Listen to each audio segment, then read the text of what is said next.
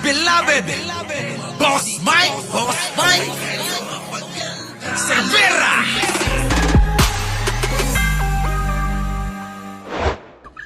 Magagalit kaya sa akin ang mga DDS. Meron kasi akong kanta. Banat bay, may kanta sa'yo si Ateng. Oo. Palabas lang natin tong mga nag-e-effort na mga ito, mga kababayan, ano. Bigyan natin ho ito ng appreciation. Oo. Itong mga mga gumagawa ng mga ganito para ipakita po yung kanilang pagsuporta sa ating Pangulong Bongbong Marcos. Tignan ninyo. Wala daw iiyak mga DDS ha. Magagalit kaya sa akin ang mga DDS. Meron kasi akong kanta. Kakantahan ko lang ang mga DDS. Tato ni Sara sa kanyang binti. Si Pulong naman may tato sa likod. Si Baste naman may tato sa liig. At rito kada naman si Tite. Si Digong kinuha na ng ICC. Si Sara naman ma-impeach. Iyak ang DDS. Butis pa ang Duterte. Iyakan ang DDS. Magtino na kasi kayo para walang gulo. Ma-impeach si Inday Sara. Pulong na si Dico. Di po ba? Dapat binibigyan natin to ng credits tong mga gumagawa ng ganito. Kaya ho ako mga kababayan, alam nyo, sa simpleng pagiging malikhain nating mga sumusuporta po kay Pangulong Bongbong Marcos, malaking bagay po yan. Ano po, yung simpleng ginagawa lang po niya, naku, alam nyo sa totoo lang, tuwan-tuwa ako. Tuwan-tuwa ako. Ha? Carmina, Santos, sige, okay lang po, ha? Eto na mga kababayan. Eto na! Punta na natin tong topic natin. Eto na mga kababayan. Attorney Claire Castro. Ha? Grabe. Naku, ano ba tawag dito? Binoljak si Hanilet. Pasok! Dahil muli, mababanggit na naman natin. Ayan, mga kababayan. Castro kay Hanilet, ikinatuwa mo pa na may krimen sa Pinas. Alam nyo naman yung mga bitter, mga kababayan. Eto mga kababayan ko. Alam ko nangyayari to sa buhay ninyo.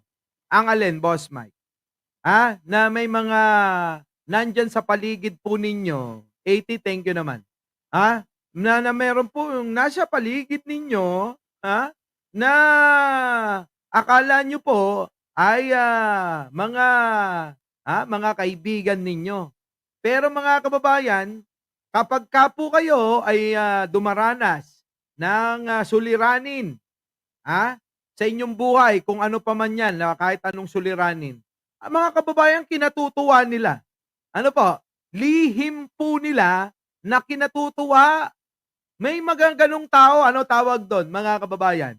Hindi po ba lihim na naiinggit sa inyo? Ano po? Lihim ho na naiinggit sa inyo. Pero dahil nga po, itong si Hanilet, alam naman natin na pangalawang asawa to ni Digong. Ewan ko kung pangalawang asawa. Ano po? Di ba? Mga kababayan, syempre po, hindi ho maitatago yan sa mga tao yung kanyang mga sasabihin. Di ba? Utak demonyo ang mga yan. Yan na nga. So mga kababayan, ito daw, si Hanilet na pangalawang asawa ni Digong, mga kababayan, natutuwa pa raw na nagkaroon ng mga krimen sa Pilipinas. Aba mga kababayan, kaya pala napakaraming namatay doon Kaya pala, napakaraming namatay noong panahon ni Digong.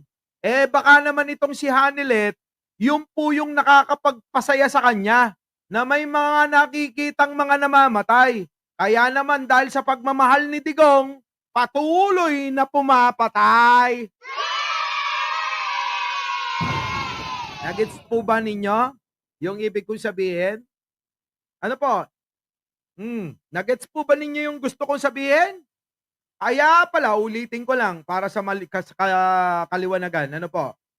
Kaya pala, napakaraming mga namatay nung panahon ni Digong.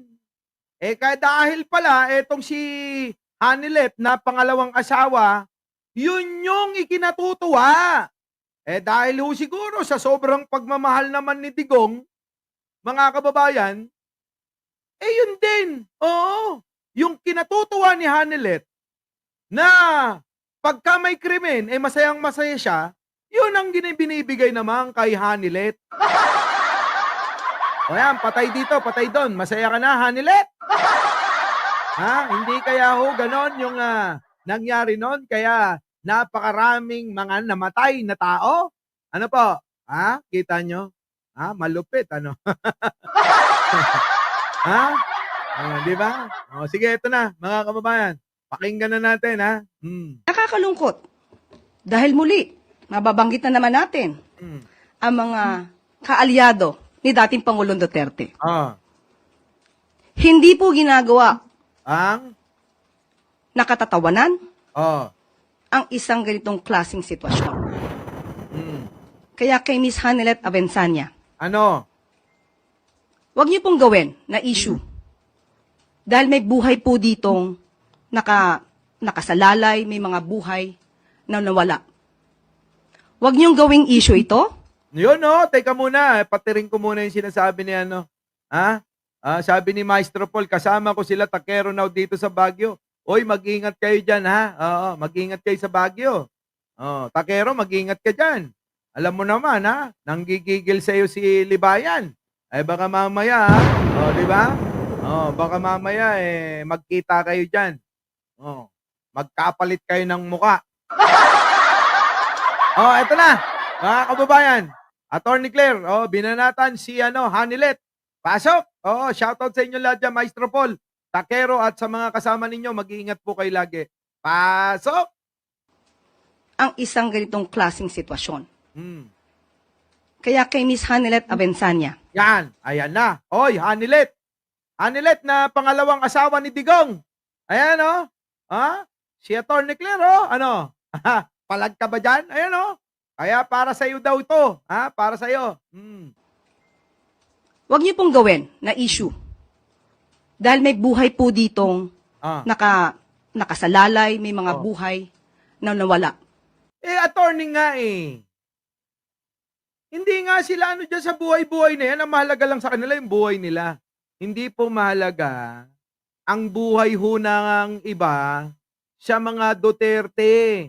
Ang mahalaga lang po sa kanila yung buhay lang po nila.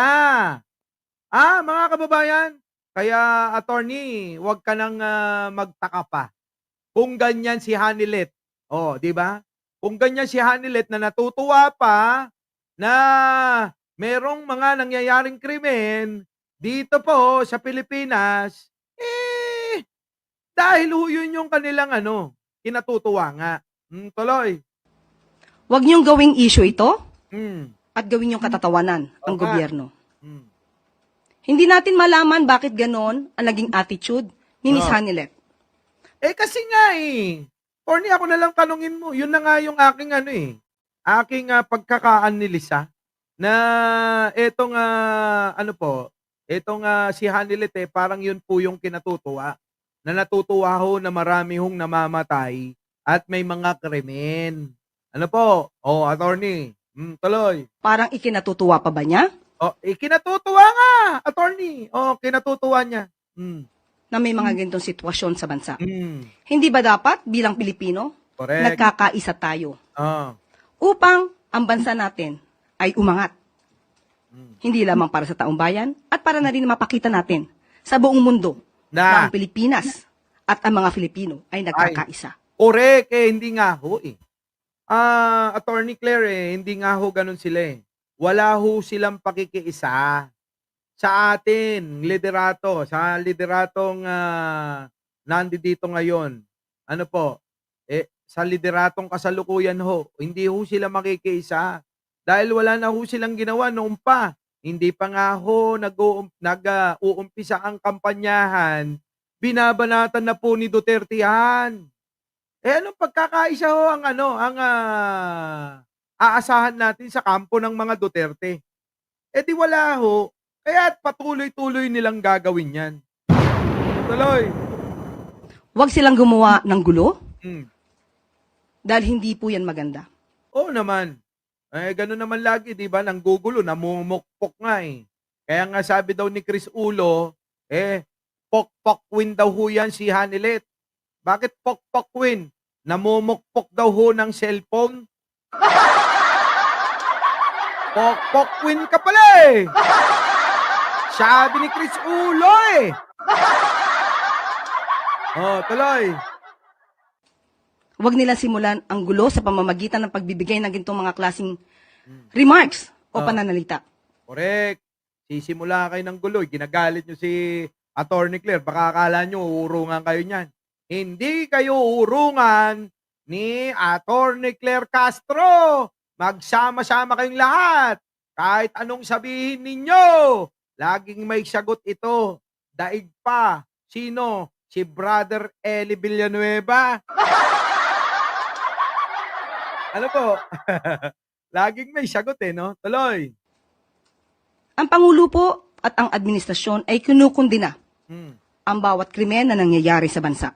Correct. Lahat po naman yan, kinukundi na natin. Kahit po kami, kinukundi na natin. Ang lahat. Ha? Kinukundi na ho namin lahat ng mga nangyayaring krimen. Kasama po kami.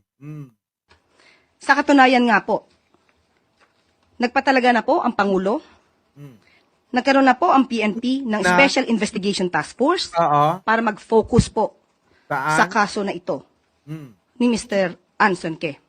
Ayan po. Kung sa mga hindi ho nakakaalam, yung Anson Ke ay isa pong negosyante.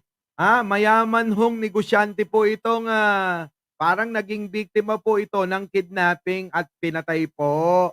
Ano po? At mga kababayan, ginagamit ngayon ni Hanilet na dahilan at ikinatutuwa ho na may namatay. Ganyan ho yung pangalawang asawa daw ho ni Digong. Natutuwa daw ho kapag ka may ay, iba pala. Lito Flores, buti na lang pinaalala mo, no? Hindi, iba naman si Brother Eddie. Oo, yung tatay ni Senator Villanueva yon. Nasa isip ko, kasi alam nyo, taga sa amin yun. Iba pala yun, yung yumao na ho, si Eli Soriano, yun naman ho yung magaling, parang etong si Attorney Claire, magaling laging may sagot. Ito na. Yun o. Yung Anson Ke ho ay isang mayamang bilyonaryong negosyante na kinidnap daw po. Tuloy. At itong si Police General Elmer Ragay, Oh. a former director of the Anti-Kidnapping Group, ay narelieve na po dahil hindi po nasisiyahan sa pagkakataong ito sa Yun. kanyang performance. Kung wala namang silbi kailangan hong palitan, ano po? Yun. Alicia Duran, yun yung dating daan. Hindi pala Jesus is Lord. Iba. Di ba? Mga kababayan, kita nyo naman, may aksyon kagad ang Pangulo. Kung ikaw wala kang silbi dyan sa trabaho mo, na damuho ka, na pinasisweldo ka ng mga taong hinayupak ka, abay lumayas ka dyan. Kasi ang nasisisi, yung Pangulo. Di po ba? Itong mga hinayupak, na mga damuhong itong mga, sino ba ito? Itong mga nakatalaga sa kanilang mga, sa kanilang mga trabaho. Kita nyo, hindi ho ginagawa yung kanilang obligasyon. Tapos, isisisi kay Pangulong Bongbong. Ayan, sinibak na ho. Ano pang gusto ninyo? Dahil nga hindi nga ginagawa ng maayos, netong mga, sino ba yung mga hinayupak na yan? Ay, dapat nga yan tanggalin na talaga sa yan Di ba? Tuloy. Kaya po ang itinalaga ay si Police Colonel David Poklay Baka naman. Oh. David. Kernel, David. Oh, baka naman ano. Abay, pakita mo yung ano, yung ikaw ay magtrabaho para sa sambayan ng Pilipino na hindi namimili kahit anong lahi. Inchik, Hapon, may lahing Hapon, may lahing Inchik, may lahing Amerikano, pantay-pantay. Basta ano, ikaw ay nandito sa Pilipinas. Oh, kahit hap-hap ka, dapat paglilingkuran pa rin natin. Hindi ho namimili dapat. O, di po ba, mga kababayan? O, ito na. Na dati pong Criminal Investigation and Detection Group. Kasama po siya dyan dati. CIDJ galing. O, parang, ano, no? Parang kasama ni General Torre, ano? Grabe, no? So, makakaasa po ang taong bayan at ang buong sambayanan na hindi po tutulugan ng gobyerno ang mga ganitong klaseng sitwasyon. Oh. Pananatilihin po natin na magkakaroon ng hustisya. Bibigyan Correct. natin ng hustisya ang dapat nabigyan ng hustisya at hindi po natin hahayaan na mangyaring muli ang naganap sa mga naging biktima ng EJK. Kita nyo? Ng EJK. Pero mga kababayan kasi, ito, ibang kaso po ito eh. Hindi nyo ba napapansin sa lahat ng administrasyon na nagdaan sa atin dito sa Pilipinas, mga kababayan? Sa lahat po ng administrasyon. Ano po? Pagkatapos ni Pangulong Bongbong. Pagkatapos po ni Pangulong Bongbong ay Pangulong Ferdinand Marcos Sr., diyan na po nag-umpisa ang alam nyo, alin? Tuwing eleksyon, uso ang alin? Mga tulad niyan, kidnapping, pamimeke ng pera, at kung ano-ano pa. Hindi nyo po ba napansin yan? Kasi mga kababayan, kailangan ho nila ng pondo. Di po ba? Kailangan nila ng pondo para sa kampanyahan. Ang gagawin nila, mangingidnap, papatay, kapag hindi ho naibigay yung kanilang mga hinihingi. Ngayon, eto namang mga tatanga-tanga tulad ni Hanilet, mga kababayan, na pangalawang asawa ni Digong, mga kababayan binabanatan ho ito at kinatutuwa pa. Di po ba? Kanino ho ba bang administrasyon? Kahit naman kay Digong noon, uso rin naman ang kidnapan. Di po ba? Kasi nga ho, tuwing eleksyon ganyan talaga. Kaya nga mga kababayan, alam nyo, tama na yung ganito lang. Meron lang tayong 200,000 pang emergency. Oo, pwede na yun. Kaysa gusto nga natin, napakaraming pera. Tapos ganyan naman, pinagpaplanuhan ka lagi. Di ba? Tuloy. Kaya muli pinapanawagan po natin kay Miss Hanilet Abensanya. Huwag na po sana mamutawi. Bakit ganon? Hanilet Abensanya, hindi ba? Hanilet Duterte? Di, kung hindi ka siya, ano yun? Anuhan lang. Ganun ba yun? Ano ba habol ni Hanilet kay Digong? Gandang lalaki lang? Ganun ba yun, Mami Terry? Kung hindi nagpakasal, di gandang lalaki lang talaga habol ni Hanilet yan. Iba karisma ni Digong